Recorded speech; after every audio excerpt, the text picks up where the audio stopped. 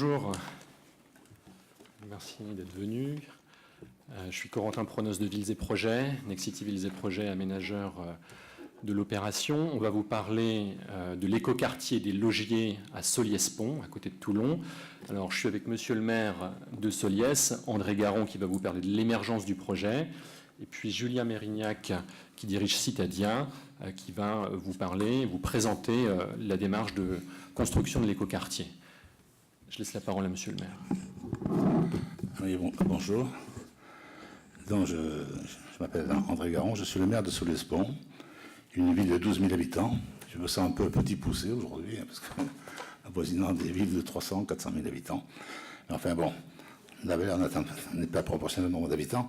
Donc depuis 2008 que je suis maire, il m'est vite apparu, moi, mon équipe, madame la directrice de l'urbanisme, Valérie Taglioli, il nous a paru nécessaire de développer une politique de l'habitat qui réponde à la fois aux besoins nécessités par notre développement démographique, mais respectant aussi notre environnement et bien sûr la qualité de vie de ses futurs habitants. Ces exigences nous ont conduit très rapidement, dès 2008, je le disais, à envisager la création de l'écoquartier des Logiers Sud.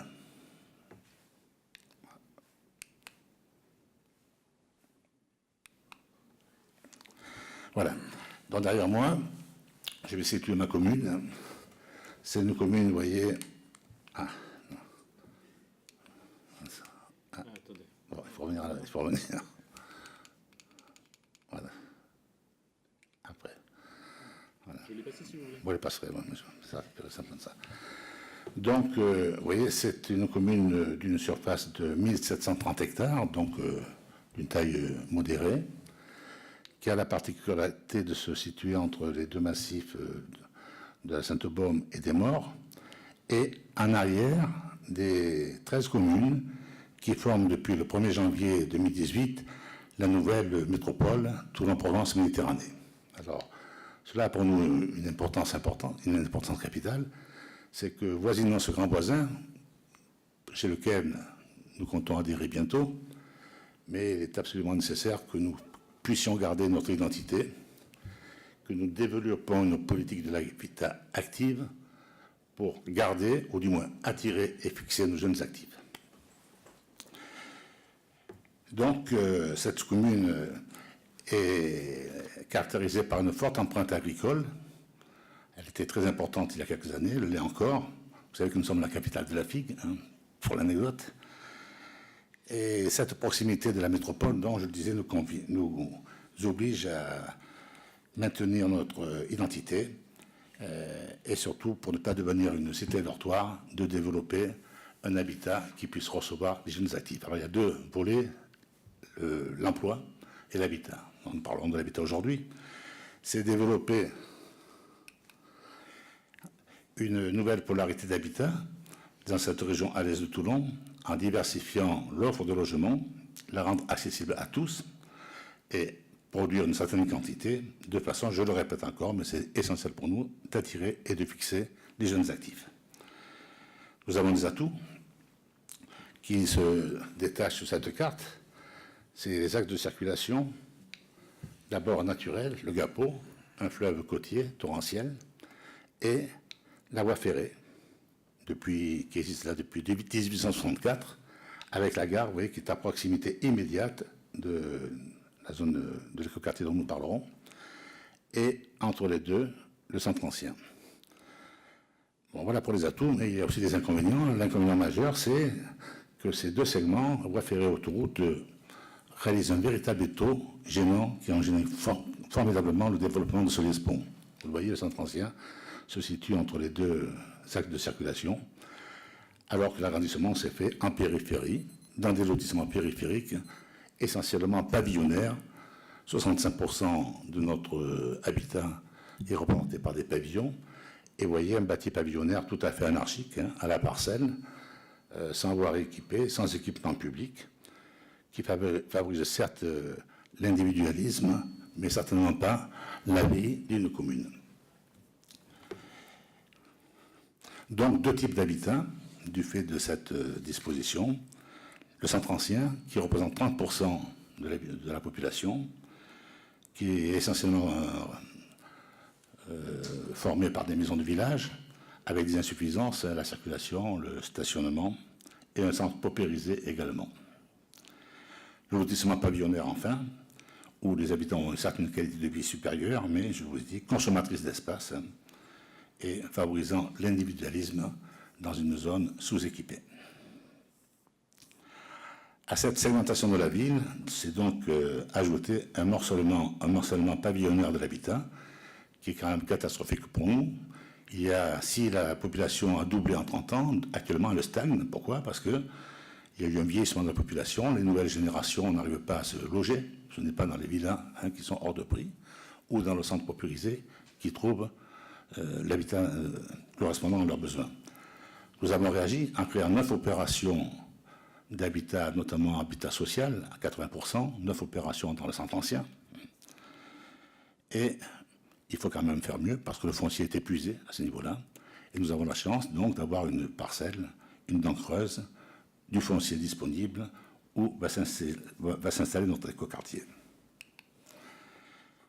Donc, je vais vous parler de cette parcelle, qui réalise un foncier de 8 hectares, quand même, qui a été porté par l'établissement public foncier régional PACA, qui est à proximité du centre, en continuité directe du centre. D'ailleurs, en face, il y a le parc du château et la mairie. Et ainsi que la proximité immédiate de la gare SNCF. C'est une dent creuse de 8 hectares, entourée de pavillons urbains. Et évidemment, il y avait des problèmes juridiques, notamment avec un promoteur qui a été lié par des promesses de vente avec d'autres propriétaires, 10 propriétaires en tout. Et il a fallu, le premier stade, ça a été d'acquérir la maîtrise foncière. Nous avons été aidés par l'établissement public foncier régional qui nous a aidés, qui nous a accompagnés dans la négociation. Une négociation qui a comporté une DPU, une déclaration d'utilité publique, et qui a mis à disposition, qui a porté le projet à hauteur de 5,5 millions d'euros. Nous sommes liés avec le PFR par convention depuis 2009. Le deuxième stade, c'était qu'il fallait trouver des partenaires. Ben, nous les avons trouvés, notamment pour l'étude de faisabilité, pour la création des écoquartiers, avec le bureau Stangram, une concertation qui s'est déroulée pendant 3 ans et qui a été accompagnée toujours d'une concertation avec la population. 7 comités consultatifs, 3 réunions publiques, établissement dans la concertation de 3 scénarios, dont le dernier a fait l'objet d'un point de départ pour l'aménageur, 3e stade, l'aménageur qui, depuis la signature du traité de concession, est Nexity Ville et Projets, assisté par VAD et Citadia. Ce projet donc est prometteur de 450 logements, dont 50% de logements locatifs sociaux, donc accessibles aux jeunes actifs. Il offre une offre de logement très variée, du collectif surtout, 65%. Il y avait 65% de pavillonnaires dans l'ensemble, là c'est 65% de collectif, et qui respecte la qualité de vie, l'environnement, notre identité, notamment notre passé agricole, avec 50% d'espace vert, et des futures constructions qui seront soumises au règlement exigé par la labellisation écoquartier. Voilà, ce nouveau quartier, donc, s'intègre dans le tissu urbain communal, économe de terrain, respectueux de l'environnement, et il assure la qualité de vie et la coexistence de types de populations différentes. Il va vous être présenté maintenant par Corentin Pronost, chef de projet pour l'aménagement de Ville et Projets. Ensuite, les critères spécifiques à la création d'écoquartiers des logis sud vous seront proposés par Julien Mérignac et par Céline Prégé du bureau Citadia. Merci, monsieur le maire.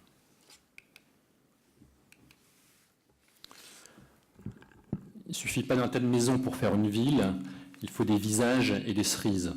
Alors ça, c'est la première phrase d'un poème de Tahar Ben Jelloun. Et en regardant cette image, on trouvait que ça faisait vraiment écho à notre problématique de développement du quartier des Logiers à Soliès. Est-ce qu'on continue le tas de maisons qu'on trouve autour, ou bien est-ce qu'on réfléchit différemment en s'interrogeant sur les visages, c'est-à-dire les futurs habitants du quartier et puis ceux qui vivent autour, et puis les cerises, en prenant en compte les cerises, c'est-à-dire l'environnement dans lequel on s'inscrit. Alors, les cerises, il paraît, mais avant la figue, Soliès était quand même le pays de la cerise. Alors c'est aujourd'hui la capitale de la figue, j'ai représenté un figuier. Mais on peut décliner finalement les fondamentaux de notre projet au travers de ces 3 items. Alors, monsieur le maire l'a dit, Soliès aujourd'hui, c'est une majorité de maisons individuelles. Ça représente 65%. Et on voit quand on regarde une image comme celle-là que ça ne fait pas forcément ville, même si cette image n'est pas du tout désagréable, mais il n'y a pas énormément d'urbanité, pas forcément d'unité. D'un côté, il y a une haie, de l'autre côté, on a une clôture maçonnée, et puis il n'y a pas les services qui accompagnent le développement de ces maisons une à une. Et au-delà de ça, on peut s'interroger sur le fait de savoir si la maison individuelle, est-ce que c'est le produit qui correspond à ce que les habitants ont besoin? Parce que ça représente 80% de la production de logements à Soliès aujourd'hui. Et quand on regarde la population de Soliès, on s'aperçoit que la structure des ménages a assez fortement évolué. La population a évolué, elle a doublé en 20 ans. Et ce qui était majoritaire il y a quelques années, il y a une dizaine d'années, c'était les familles avec enfants. Les ménages, c'était des ménages d'à peu près 3 personnes en moyenne. Et en une dizaine d'années, on est passé de 3 personnes à 2 personnes et demie. Les couples sans enfants et les personnes seules ont augmenté, ça représente la majorité des ménages aujourd'hui, 60%. Donc on voit qu'il y a un enjeu de diversification des formes d'habitat. Et bien sûr, les gens sont attachés à la maison individuelle, mais il faut faire aussi autre chose et proposer du logement à l'achat, à la location, avec des prix, des gammes de produits variés, et puis des prix abordables pour maintenir notamment les jeunes actifs dont M. le maire a parlé tout à l'heure. Alors sur l'environnement, alors oui, il y a des figues. On voit qu'on est sur un site, ici, ça c'est les logiers, sur un parcellaire agricole, initialement agricole, et qui a la particularité d'être traversé par un réseau de canaux arrosants. C'est des canaux dont l'eau provient du Gapeau, le fleuve qui traverse Soliès. Et ces réseaux ont été créés il y a assez longtemps, à partir du XVIe siècle, je crois. Donc on a des traces très anciennes sur notre site. Alors ça fonctionne, on le voit sur l'image de derrière, avec des sortes de vannes qu'on appelle des martelières. Certaines ont 300 ans là, sur notre site. Ça servait pour arroser les terrains agricoles. Et aujourd'hui encore, les riverains ont des droits d'eau sur ces canaux. Donc, par exemple, sur l'image de droite, là, on voit qu'il y a une buse qui permet d'alimenter un terrain qui doit faire à peu près 2000 m². Cette personne-là, elle a un droit de tirage, elle adhère à une association syndicale, et elle peut prélever de l'eau pendant 2h30 par semaine à certains moments de la journée qui sont précisés dans le cadre de l'ASA. Donc ça fonctionne comme ça. Donc on voit que c'est une singularité du site qui est vraiment intéressante et qu'on va essayer de valoriser à travers le projet. Donc la présence de l'eau dans les espaces publics, dans les espaces privés, au service des habitants, ça va être un de nos fondamentaux. Alors, justement, ces fondamentaux, c'est d'abord la diversification des formes d'habitat. Donc, monsieur le maire l'a dit, 65% de collectifs, on va réaliser sur site aujourd'hui, donc c'est 65% de maisons individuelles, donc c'est un peu le miroir, du semi-collectif, de l'individuel groupé, des lots à bâtir, pour à peu près 33 000 m². Faire de la mixité sociale, donc on va faire 50% de logements sociaux, créer des logements qui soient abordables pour des habitants qui n'ont pas des revenus très élevés, et une mixité intergénérationnelle, avec un groupe scolaire, donc amener des services, un groupe scolaire, un EHPAD, une maison d'assistante maternelle, donc pour les habitants du quartier, et puis pour les gens qui y vivent autour, qui étaient un petit peu coupés des services, malgré la proximité du centre-ville, mais à cause de la voie ferrée. Donc on va faire 5000 m² d'équipement. Et ensuite, l'ambition environnementale donc, du projet, donc on est dans une démarche écoquartier, on a signé avec la mairie la charte écoquartier, et on va aller chercher des labels, qui sont des labels locaux, quartier durable méditerranéen, bâtiment durable méditerranéen. On va réaliser un démonstrateur en BPOS, donc énergie positive, sur à peu près 10 000 m², et puis la valorisation de l'eau, les matériaux biosourcés, le maintien d'une biodiversité sur le site, ça fera partie des enjeux importants du quartier. En termes d'organisation, donc Villes et Projets et aménageurs, donc depuis décembre 2017, on a signé un traité de concession avec la ville de Soliès-Pont. Dans la foulée, on a signé une promesse de vente avec l'EPF qui portait le terrain. On est entouré d'AMO locaux. C'est important pour nous d'avoir des relais locaux. Donc c'est la SEM, VAR Aménagement Développement, VAD, qui assure pour nous la gestion technique, administrative et financière au quotidien du projet. On est accompagné aussi par Even Conseil AMO Environnement. Et en termes de maîtrise d'œuvre, on a relancé une consultation une fois qu'on a été désigné. Et finalement, on a donc désigné un opérateur local aussi, Citadia, mais qui maintenant est vraiment d'envergure nationale, qui est rattaché à la A7, donc Citadia Conseil, Citadia Design pour le volet urbanisme et paysage. Sur la construction, donc évidemment le principe quand Villes et Projets est aménageur, c'est de céder des droits à construire à Nexity en tant que promoteur. Mais ce n'est pas uniquement ça. Nexity va construire à peu près 70% de la SDP sur le site, donc c'est valable pour le logement libre, c'est valable aussi pour une partie du logement social, 60% du logement social qui sera fait en VFA, et puis aussi pour l'EHPAD, qui est un des équipements qui sera construit normalement par Nexity. Les bailleurs vont construire en direct à peu près 15% de la surface globale, donc c'est 40% du logement social, VAR Habitat et Mille et une Vie Habitat. Et puis, il y a des terrains à bâtir, donc c'est un lotisseur, Cessio, qui réalisera ça pour à peu près 15% de la SDP. Donc voilà pour la programmation et puis l'organisation des intervenants. Maintenant, Julien Mérignac va présenter la fabrication de cet écoquartier. Oui, parce que nous, on essaye de construire un écoquartier. On n'essaye pas, on construit un écoquartier. Donc, est-ce que vous avez des questions? Non, parce que vu le timing, là, il reste 5 minutes. Je pense que c'était très important que Monsieur le maire soit présent déjà, parce que c'était une bonne habitude du Forum des projets urbains et qui se perd. Et moi, il y a de moins en moins d'élus. Et il faut essayer d'imaginer ce que ça veut dire 450 logements sur 8 hectares pour une commune comme Soliès, ce que ça veut dire, Soliès-Pont, ce que ça veut dire comme geste politique. Et ensuite, pour Nexity, la dimension programmatique qu'a présenté Corentin, c'est très important, parce que là aussi, 50% de logement social, 50% de logement libre sur une opération de cette dimension sur ce territoire-là. Il y a un pari collectif qui est engagé, produire 65% de logements collectifs, c'est-à-dire les produits que les gens n'ont pas l'habitude de rechercher sur ce territoire. Il y a une vraie opération d'urbanisme, une vraie intention aussi de réorienter fondamentalement le cadre de vie, la vie quotidienne des habitants. Je vais essayer de faire une présentation la plus rapide possible. Vous parlez du site pour vous dire qu'ici, peut-être plus qu'ailleurs, on a... D'abord, c'est un territoire, j'ai entendu plusieurs fois le mot friche, moi je parlerais plutôt d'un territoire en attente plutôt qu'un territoire de friche. C'est un site qui est très contraint, ça a été dit, c'est une pièce de ville qui fait 8 hectares, c'est-à-dire à peu près la surface du centre-ville. Et en fait, l'objectif, c'est de produire une greffe qui soit une greffe qui permette de régénérer ce centre-ville, parce qu'évidemment, comme tous les centres-villes de cette typologie, il est en difficulté. Donc l'idée, c'est d'augmenter la masse critique démographique à la proximité immédiate du centre, mais pas forcément les commerces, pas forcément certaines aménités du centre, puisqu'on est bien sur un apport, une extension géographique du périmètre de ce centre. En revanche, on a des services qui viennent s'implanter sur cette opération, une EHPAD, une école et une maison d'assistante maternelle, j'y reviendrai, mais qui sont d'ailleurs pour l'essentiel des transferts de grands équipements publics qui vont libérer de la place sur le périmètre du centre lui-même. Donc ça veut dire qu'il va y avoir des opérations aussi tiroirs et donc un lien entre ce qu'on va construire sur l'écoquartier et le potentiel de reconstruction du centre.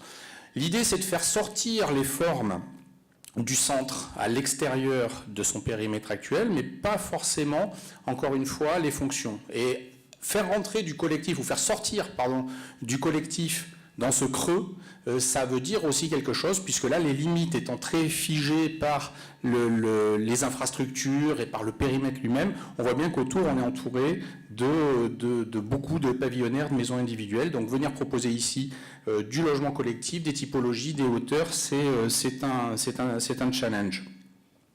Ce creux que j'évoquais, c'est un paysage qui est agricole, hein, ça a été dit, qui a laissé un héritage. C'est une respiration dans un pavillonnaire qui est relativement serré. Donc ça nécessite, plus qu'ailleurs peut-être, un travail de couture fine et relativement attentive. On a pris comme parti de conserver des franges urbaines et des infrastructures pour essayer justement de ménager, de s'éloigner et de donner un petit peu, de créer des filtres entre l'urbanisation qui va être proposée et l'environnement. L'environnement aussi bien, encore une fois, les quartiers que les infrastructures. On s'est attaché aussi à essayer de conserver les valeurs vivantes du site et de les augmenter. C'est-à-dire les canaux d'irrigation, on ne fait pas que conserver les canaux existants, on recrée un canal d'irrigation qui va venir traverser un mail, on conserve les ensembles végétaux significatifs, on essaye de réactiver l'agriculture avec des modalités de gestion qui sont d'ores et déjà prédéfinies, qui vont servir les fonctions sociales, qui vont être des jardins participatifs, des jardins partagés. Et on vient créer, sur cette base-là, donc là, voilà l'agriculture, et on vient créer une grande trame qui est une trame du vivant, et c'est la base de cet écoquartier. C'est la rencontre des valeurs naturelles, agricoles et sociales avec les valeurs sociales et d'usage. C'est-à-dire à la fois une continuité écologique que vous pouvez voir ici, trame verte et bleue, support d'usage diversifié et marqueurs d'ambiance urbaine qui sont relativement contrastés. Je les développerai plus tard pour ceux que ça peut intéresser, le seuil, le cours, le mail filtrant, etc. Au niveau alors on a d'ailleurs baptisé ça une composition fertile. Au niveau de la connexion urbaine, l'idée principale a été d'habiter comme dans le centre, finalement. Or, dans le centre, on n'a pas de parking souterrain. On ne se gare pas en bas de chez soi. On se gare sur la place, on se gare sur le parking. Et donc, on s'est dit, comme on est un écoquartier et qu'on veut absolument limiter l'empreinte de la voiture à l'intérieur du quartier, on va créer des modes de vie, on va créer des besoins. On va adapter les besoins à cette contrainte-là, et notamment en réalisant 2 grands parkings silos pour limiter aussi l'emprise au sol et visuelle des véhicules. On crée 2 grands parkings silos de telle sorte qu'on va effacer à la fois les circulations automobiles à l'intérieur du quartier, mais même l'empreinte visuelle de ces mêmes véhicules. C'est aussi un challenge parce que on est sur un territoire où la voiture individuelle est indispensable. C'est-à-dire qu'on n'a pas aujourd'hui les compensations en transport en commun. Et puis parler de mode doux quand on est sur un bassin d'emploi où on rayonne à 25 km à la ronde, ça reste un vœu, souvent un vœu pieux. Donc là, l'idée, c'est de certainement pas contrarier le domicile travail, la mobilité professionnelle, résidentielle, de consommation, mais de trouver, encore une fois, d'adapter les modes de vie à une certaine contrainte. Et cette contrainte première, c'est de limiter tout ce qui est circulation à l'intérieur de notre quartier. Nous, l'identité, les usages, on a une trame urbaine qui est articulée par les espaces publics. C'est-à-dire que chaque macrolot présente des caractéristiques propres qui caractérisent, qui ont une identité propre. Et pourtant, l'ensemble aussi va avoir une cohérence globale. Notre idée, c'est le concept qu'on avait développé à Metz sur la ZAC du Sansonnet, c'est le concept d'îlot mosaïque, c'est-à-dire que l'ensemble est cohérent, l'ensemble développe une identité, l'ensemble a un fonctionnement qui est homogène, et en même temps, chaque pièce prise individuellement aussi a sa cohérence. Et on s'est attaché particulièrement à distribuer les fonctions, les typologies de bâtis. Hop là, j'ai appuyé sur quelque chose. Toc. Je vais aller voir sur l'ordinateur. Ouais.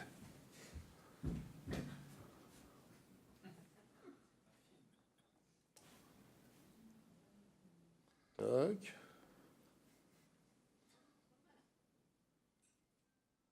Formidable. Ok. Et j'étais... On était là ou pas ? Voilà, exactement. Donc l'idée, un paysage intérieur, un quartier vivant, 45% des espaces sont conservés en espace de nature. Ça veut dire, pardon, c'est plus de 50%, puisque c'est 4,4 hectares sur 8 hectares, c'est 55 ou à 60% des espaces qui sont conservés en pleine nature. L'idée, c'est véritablement de donner des fonctions qui soient des fonctions... encore une fois, j'ai beaucoup parlé de vivant, mais qu'on ait des fonctions et des usages qui viennent se développer autour d'un territoire qui est réactivé sur ses fondamentaux. Au niveau des bâtiments et des constructions, le mail vient articuler différentes formes bâties qu'on va retrouver. Alors j'appuie pour le pointeur, c'est celui-là ? Au milieu.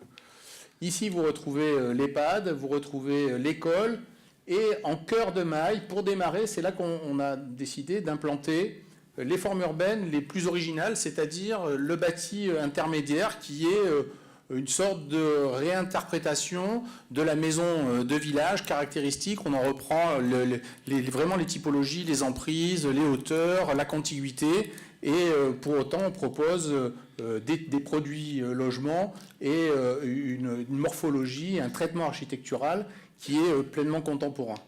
Ensuite, on retrouve du collectif un petit peu plus classique, je dirais, et on vient retrouver une autre forme relativement originale ici, qui est, qu'on appelle nous le béguinage, qu'on a développé aussi avec Nexity sur une autre opération à Nice, l'écoquartier de la Saoga. Ici, ce béguinage, c'est un ensemble de maisons individuelles très resserrées, et où en fait toute la desserte se fait par l'extérieur, et le cœur est un cœur totalement piéton et géré par des espaces privés ou communs. Donc on a ici, dans cette partie, première partie de l'opération, des formes, des typologies urbaines relativement originales qui correspondent à rien en termes d'études de marché, puisque ces produits-là n'existent pas forcément sur la zone, donc la demande n'a pas pu s'exprimer sur le sujet. On retrouve de l'habitat, les 50% de logements sociaux sont distribués de la manière la plus équitable, la plus équilibrée possible, pour arriver à fabriquer un point de contact ici autour du mail, et donc une relation pleinement assumée dans la mixité sociale à 50-50. C'est-à-dire, on a vu des opérations à 50-50, mais où sur un site comme celui-là, on pouvait très bien se dire, ça tombe bien, on a la départementale, et puis on va mettre 50% d'un côté, 50% de l'autre, comme ça on règle les problématiques, les exigences des uns et des autres. Là, le sujet n'a absolument pas été celui-là, et bien au contraire, ça a été d'articuler, de venir créer, même de rapprocher le plus possible les différentes typologies pour garantir la rencontre, notamment autour de ce mail.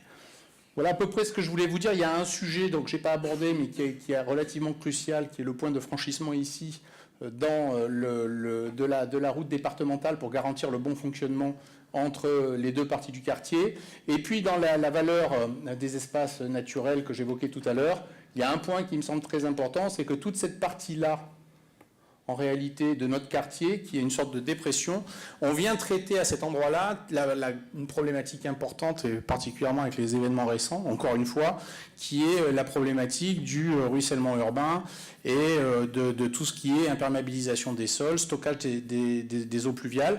Là, plutôt que de venir fabriquer des ouvrages un petit peu partout, l'idée, ça a été au contraire, là aussi, d'assumer cette question-là et d'apporter des réponses techniques, infrastructurelles relativement fortes pour garantir la prise en compte de cette problématique, et notamment le fait qu'elle sera bien prise en charge dans la durée. Écoutez, j'ai essayé de faire le plus rapidement possible. On est jusqu'à 14h. Ah bon alors. Donc écoutez, je ne sais pas s'il y a des questions parmi vous, et sinon après je peux revenir, redévelopper un petit peu.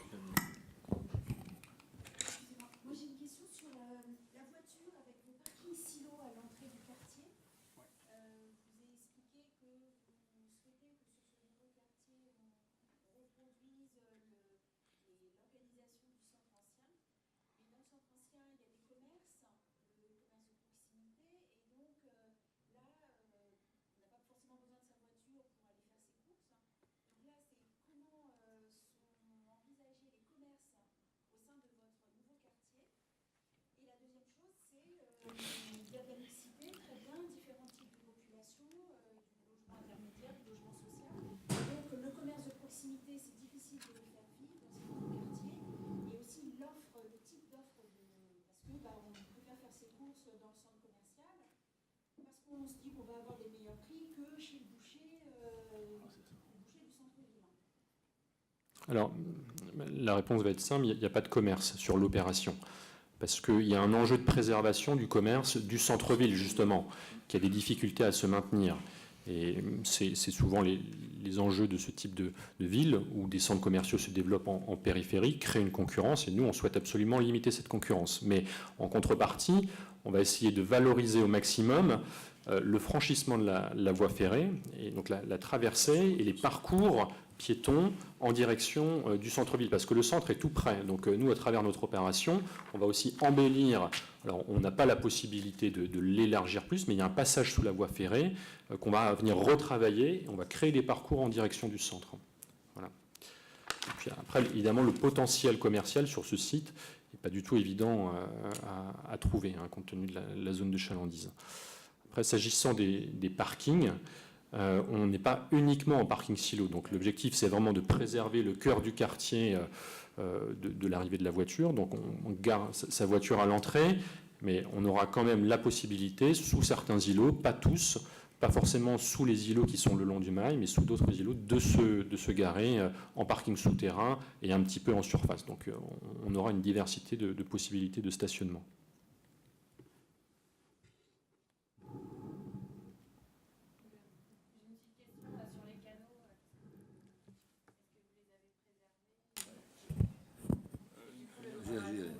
Ah oui, tout est conservé, chaque droit. Et puis on a des riverains et des associations syndicales qui veillent au grain, à l'entretien des martelières, au fait que non. La question même, c'est, on a retourné même le sujet en se disant que c'était une chance. C'est-à-dire qu'on va se servir de ces canaux d'irrigation pour aussi bien pour les ensembles collectifs que pour les lots individuels. Alors après, à voir comment vont se faire les prises d'eau, c'est des sujets qui sont encore aujourd'hui débattus sur la pratique, mais c'est acquis, parce que l'association syndicale, son intérêt, c'est d'avoir des adhérents. Donc voilà, l'idée, c'est non seulement les à conserver. La plupart, dans leur tracé, il y en a 2 que l'on détourne et que l'on canalise parce qu'ils étaient vraiment très très contraignants d'un pur point de vue fonctionnel. Et ensuite, on rajoute un circuit d'eau courante sur l'axe du mail. Ce sera utilisé pour les jardins partagés aussi.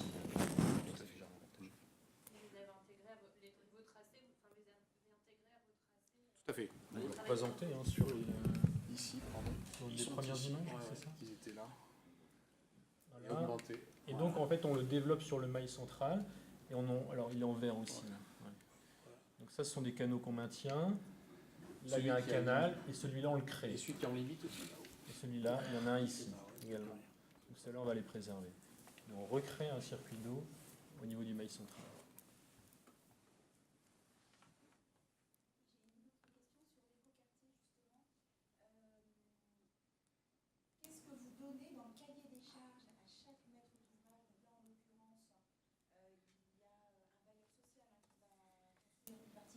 Oui, 2 même. Ouais. Donc, pour le label écoquartier, qu'est-ce que vous demandez aux bailleurs en termes de construction de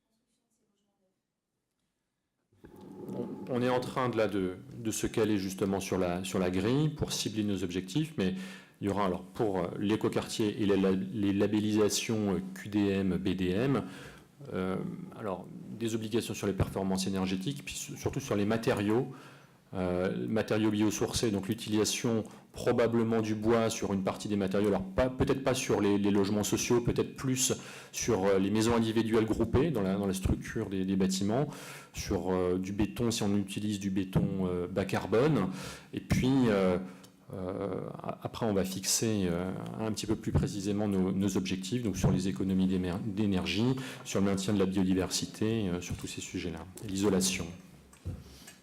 Diane Renoir. Et les protections solaires, évidemment, qui en font partie.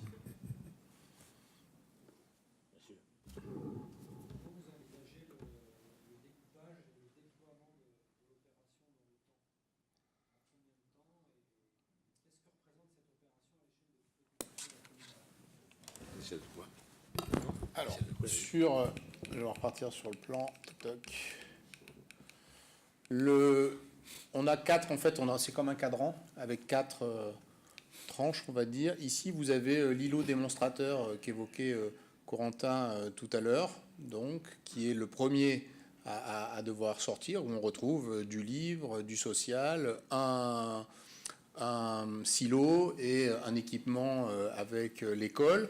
Et puis vous avez ici un deuxième lot, puis un troisième, puis un quatrième. La réalité, c'est que pour suivre les rythmes de commercialisation et les intentions des différents maîtres d'ouvrage et la diversité aussi de typologique de l'offre, on ne va pas avoir un phasage progressif, phase 1, 2, 3, 4, mais la mise en route, je dirais, globale des phases, des 4 phases simultanément. Alors après, ce que ça peut représenter...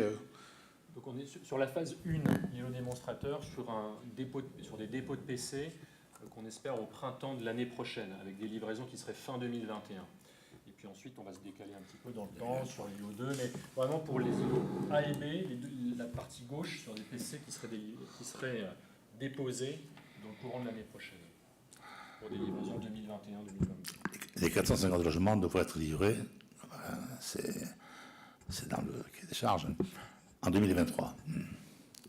Alors ça fait quand même... alors c'est le maire qui parle.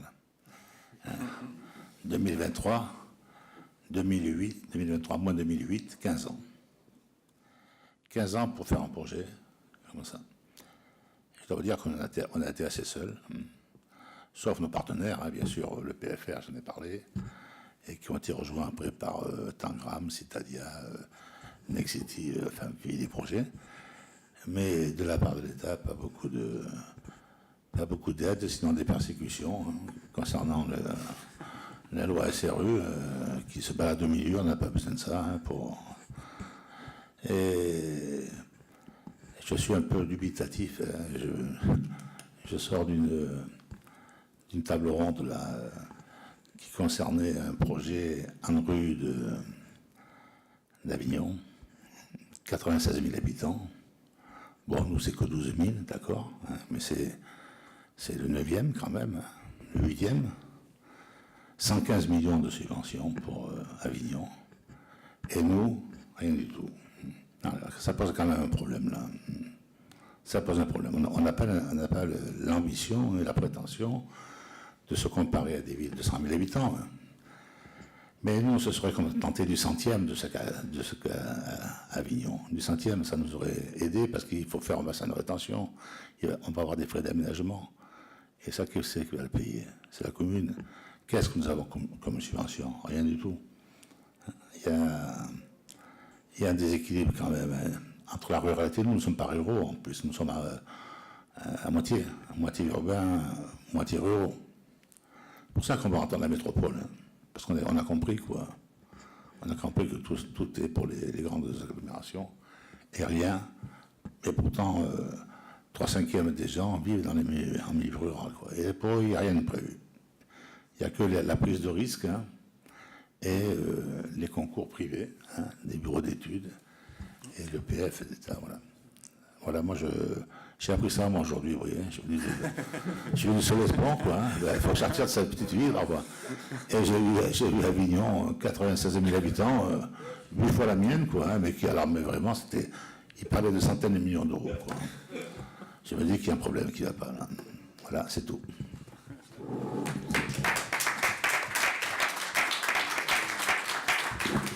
Et ça rend d'autant plus précieux les aides que nous avons. L'EPF n'est pas là, mais nous a beaucoup aidé. Et ensuite, les bureaux d'études et Nexity, qu'on connaît depuis longtemps, qui nous aident beaucoup. Mais l'État devrait être là aussi. L'État ne devrait pas être là que pour censurer et punir des gens pourtant méritants qui se conforment à ces exigences. Ça devient insupportable. Il y a le congrès des maires la semaine prochaine.